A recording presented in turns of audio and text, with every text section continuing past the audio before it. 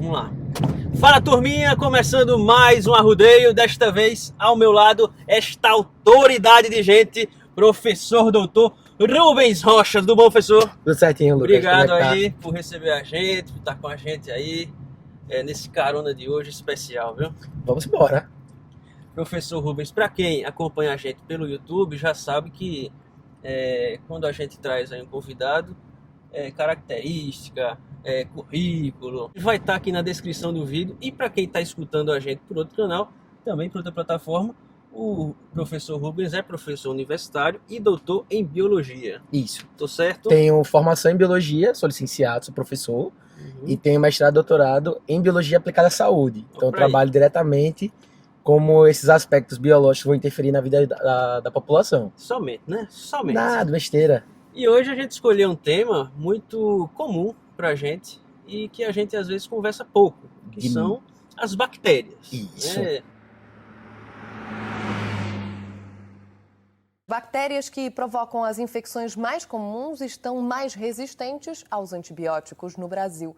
A infecção que provocou a morte do agricultor João Rodrigues da Silva foi provocada pela bactéria Acinetobacter, comum na rede hospitalar da capital, principalmente nas unidades de tratamento intensivo.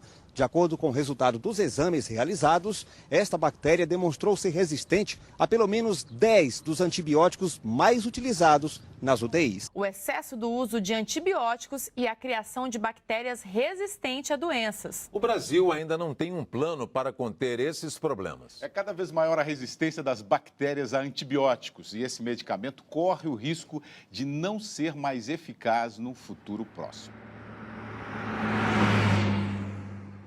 A gente sempre coloca a culpa no remédio. A gente sempre coloca a culpa no antibiótico. No remédio. O remédio não está funcionando. Não está fazendo efeito. Não está fazendo efeito. Mas a questão primordial é que o remédio ele faz efeito.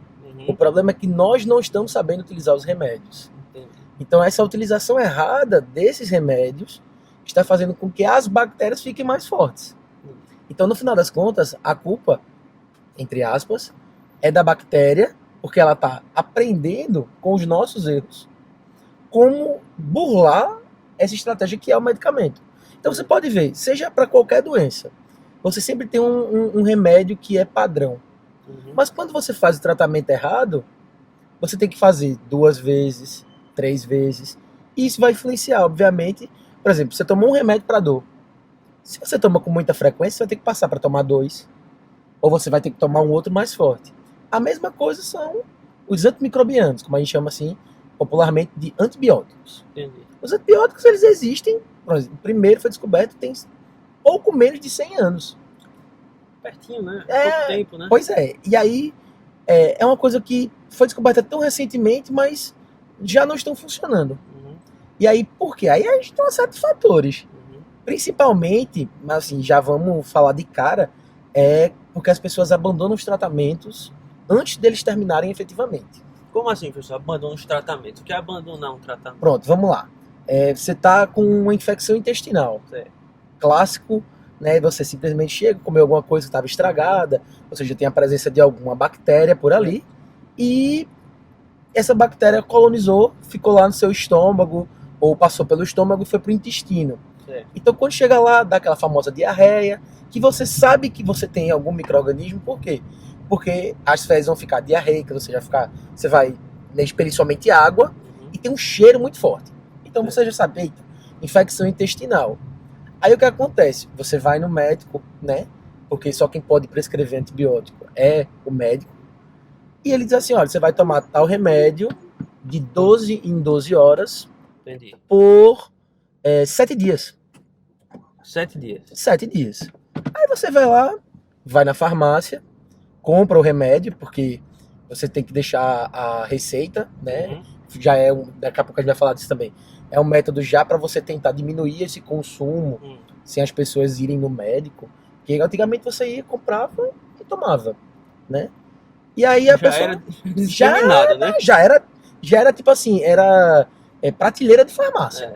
Na prateleira você pegava e você mesmo escolhia, porque fulano toma esse passa e tudo mais. Minha mãe toma. Minha mãe já tomou, ou então eu tenho em casa. Eu tenho em casa. Tenho em Essa casa. de eu tenho em casa. Sobrou, É. sempre sobra, tipo, 2 ou 3 numa cartelinha. E aí, qual é a questão primordial? Aí o médico passou pra você tomar por 7 dias. Só que aí, quando é no segundo dia, você já tá bom. Mas você tá bom no sentido de não ter mais o sintoma. Aí a pessoa acha que encerrou ali. Aí ela vai e deixa de tomar. Entendeu? Só que nesse deixar de tomar, sobraram algumas bactérias que são mais fortes ou que estavam lá se dividindo naquele momento.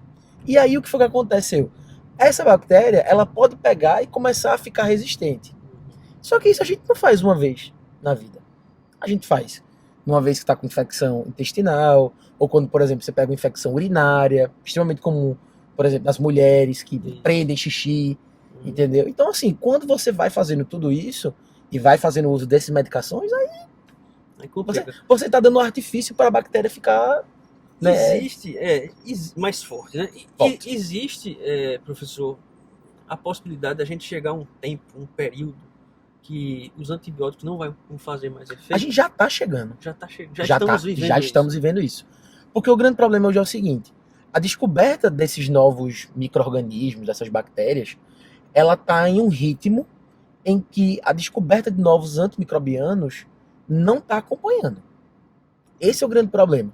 Então, assim, as pessoas sempre costumam dizer assim: eita, mas agora também está todo mundo falando sempre de novas doenças. Isso é bom. As pessoas encaram isso como sendo algo ruim, mas é bom porque você está conhecendo os micro-organismos. Então, isso é a ciência que está evoluindo para você descobrir o que está aqui no nosso dia a dia. Agora, uma coisa é você descobrir e ter como tratar. Outra coisa é você simplesmente descobrir e não ter como fazer mais isso. Então, por exemplo, todo mundo conhece a famosa penicilina, que foi o primeiro antimicrobiano que a gente descobriu. Que você pode não conhecer pelo nome de penicilina, mas é a famosa, aquela injeção que quando você toma, dói, né? A famosa bezetacil. Só sabe quem toma. É um derivado de penicilina. Então, vai chegar um momento que essa penicilina ela já não está fazendo mais efeito. Isso a gente está falando de inúmeras doenças que estão no nosso dia a dia. Infecção intestinal, infecção urinária, infecções sexualmente transmissíveis. Então tem uma série de situações que a gente vai precisar fazer a utilização dos antimicrobianos. Mas a gente está tendo, por exemplo, que procurar outros tratamentos. Então, no lugar de tomar eu estou combinando agora um com o outro, né? Então a gente tem as famosas superbactérias, que é aquela que, por exemplo, não tem mais o tratamento. Então você vai ter que fazer de modo experimental, juntando os antimicrobianos que tem disponível ali para tentar travar essa batalha. Mas assim, é muito difícil. E vai chegar um momento que não vai ter. E vai juntar tudo e ainda não ainda não vai ser suficiente. Vai chegar. Existe algum movimento da comunidade médica, de saúde? Então, inclusive é uma das emergências em saúde da própria OMS, da Organização Mundial de Saúde. A descoberta de novos antimicrobianos é uma necessidade. Então, como a gente poderia dizer assim, é estimulado, né, para que centros de pesquisa, universidades, né, busquem novos agentes antimicrobianos. Então existem financiamentos de pesquisa, tudo voltado para isso. Agora, é porque a gente também tem que levar em consideração que muita pesquisa ela é feita. Nesse momento, né, muitos pesquisadores estão aí quebrando a cabeça sobre essa temática. A questão às vezes falta verba, interesse, né, falta interesse da indústria, porque pode ser descoberto, mas como é que vai ficar a questão de patentes, como vai ficar a questão de valores, né? Não é um medicamento que agrega tanto valor. Então, quando você vai juntando, né, essas peças, fica difícil você descobrir novos agentes antimicrobianos. Mas é uma necessidade, se fala bastante, os especialistas, né, em microbiologia sempre dizem, é interessante que a gente tenha a descoberta de novos antimicrobianos, é uma necessidade.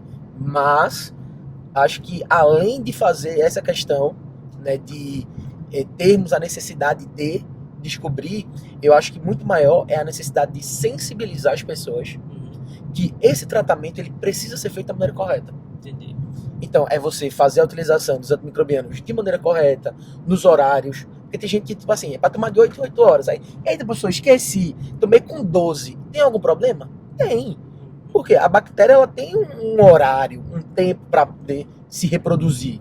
Então a ideia de você fazer a utilização em um certo tempo é porque você vai parar, frear essa divisão. Essa produção. Exatamente. E aí, se você não toma no momento correto, isso prejudica o tratamento. Então, medicamentos vencidos que fiquem em casa, ou aquele que efetivamente não faz efeito para aquela bactéria. Então, é toda uma mobilização de fazer o tratamento correto, mas também aí a gente puxa a orelha do profissional de saúde, de solicitar exames, entendeu? Para poder saber qual é a bactéria, para saber, por exemplo, se ela já não tem algum tipo de resistência. Entendi. Porque não adianta simplesmente chegar e passar um remédio, mas se a bactéria já for resistente, você está fazendo nada, você está dando mais artifício para ela ficar ainda mais forte. Mais carga ela. Exatamente. Então você tem que fazer o quê? Passar os medicamentos, mas acima de tudo, passar os exames e ver se aquele tratamento deu certo. É por isso que o médico diz assim, olha, você vai tomar isso aqui por 7 dias, mas se em 3 dias isso não fizer efeito, você tem que voltar. Volte. Mas as pessoas não voltam. As pessoas preferem fazer o tratamento caseiro, as pessoas preferem, por exemplo, ir numa farmácia, diga-se de passagem, de forma ilegal, e comprar o medicamento sem a receita, entendeu? Então, assim, tudo tem que ser... É um jogo onde todo mundo tem que fazer a sua parte. Desde o médico, né, doutor? A gente vê muito hoje. Você chega numa emergência, né? E aí...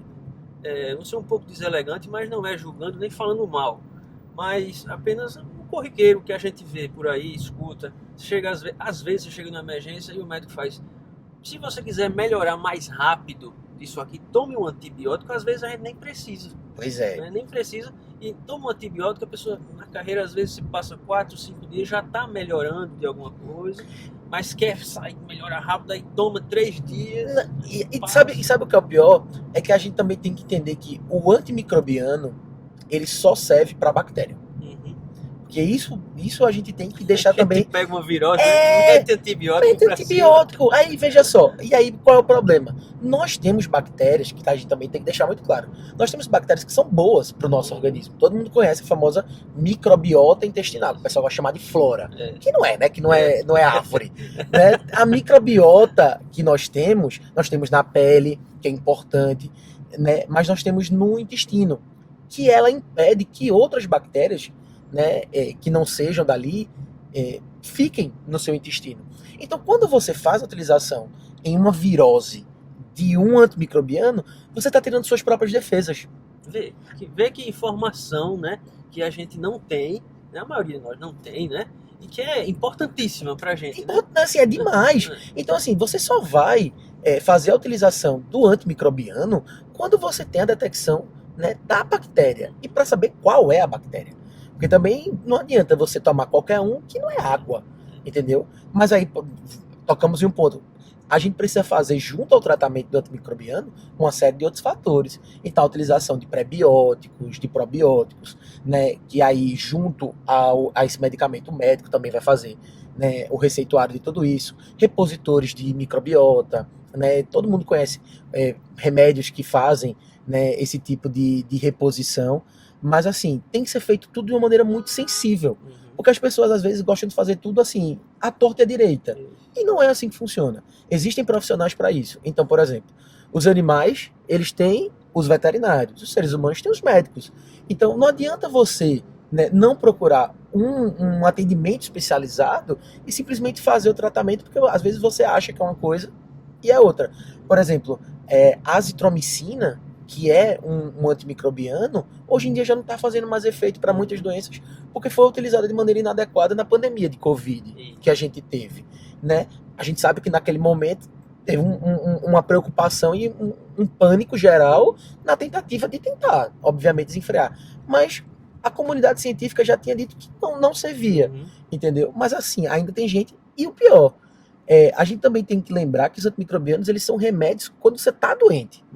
Então não existe, tipo assim, eu vou tomar para me prevenir. Não existe isso. É um perigo. É um perigo, entendeu? Tipo, a prevenção de uma doença bacteriana, caso ela tenha, é uma vacina, entendeu? Então você pode, como por exemplo, a famosa antetânica. A antetânica é uma vacina que você toma para impedir que, em contato com a bactéria, que é o Clostridium tetani, lhe cause esse tipo de situação. Mas, assim, prevenção não é com remédio. Remédio é tratamento, certo? É quimioterapia.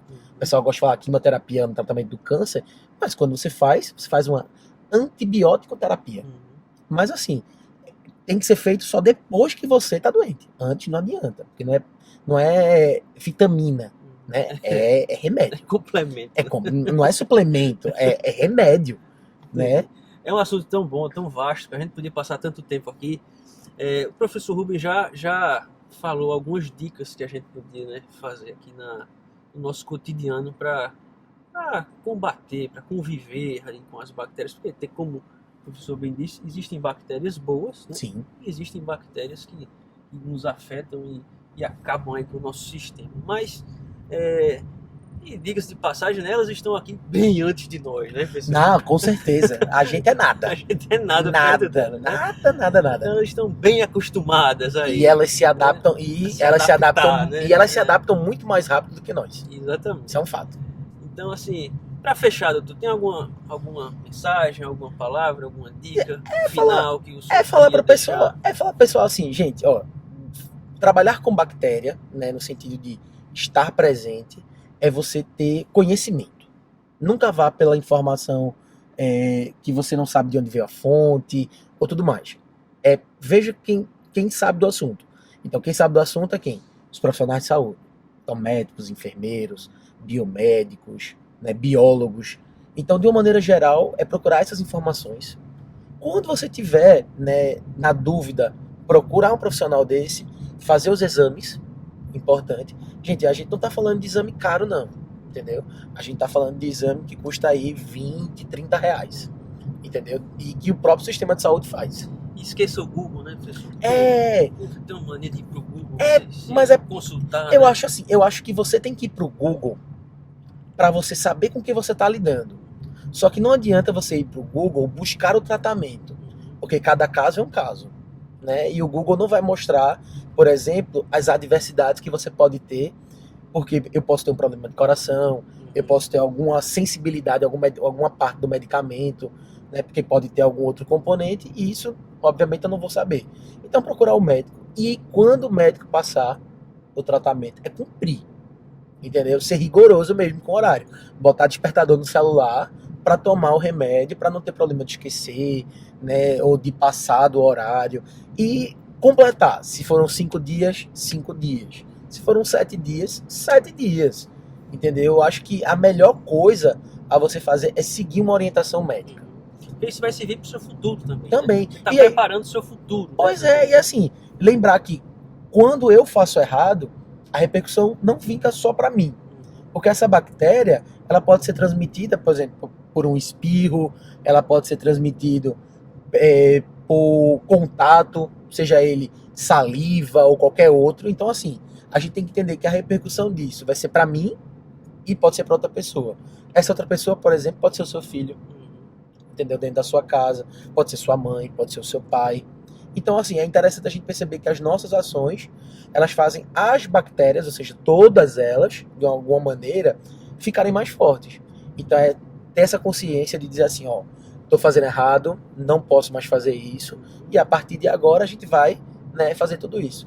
Então, outros hábitos, por exemplo, higiene, lavar as mãos ao sair do sanitário, dar descarga sempre com as tampas fechadas. Veja, preste atenção, meu. Entendeu? Fecha a tampa, depois você dá descarga. Né? Porque ali você tem um espalhado de bactérias. Tá respirando aquilo Exatamente. que deu a descarga, não. Exatamente. Então, fechar a tampa da descarga no momento que você for fazer. Higienizar, por exemplo, a escova de dente.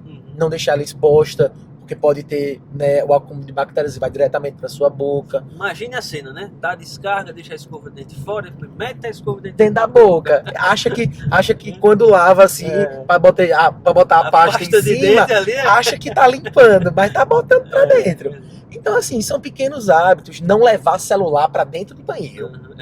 Entendeu? Gente, não é... Pelo amor de Deus, pelo menos dentro do banheiro. Pelo menos dentro do banheiro, né? Porque aí é sujo. E depois você vai colocar no seu rosto, perto da sua boca, e você não consegue higienizar o telefone. Então, assim, são pequenos hábitos que a gente tem hoje, né, no nosso dia a dia, que fazem só com que a gente tenha essa proliferação. Então, higiene, né, lavar as mãos, lavar os alimentos, de maneira correta, usando a solução de água sanitária. Então você pode colocar uma colherzinha de água sanitária em 1 litro d'água e lavar as verduras, né, que vem da feira, ou que você compra no supermercado. Então fazer tudo isso para quê? Para não ficar bactérias na sua geladeira. Então evitar, por exemplo, deixar alimentos por muito tempo na geladeira, para que você não tenha proliferação de bactérias, né, famoso estragar. O que é o estragar? É quando a bactéria vai lá e está presente naquele alimento. Então, assim, são pequenas coisas que você pode fazer e, obviamente, ir observando. Quando você perceber algum sinal que está alguma coisa errada, procurar um serviço de saúde. Entendi. Professor, obrigado, viu? Mais uma vez. Bom demais. Por arrodear com a gente, por disponibilizar aí seu tempo, seu conhecimento. Oxe, E quem ganha é a gente, né, pessoal? Somos nós. Qualquer coisa que precisar, estamos aí. Muito obrigado. Contato aí profissional do professor Rubens. O professor Dr. Rubens vai estar aí na descrição do vídeo. E também, se você quiser mais informações, vai lá no nosso canal do Arrodeio sobre Rodas no YouTube e vai ter mais dados sobre ele. Beleza? Obrigado, pessoal. Até nosso próximo vídeo. Até mais. Até mais.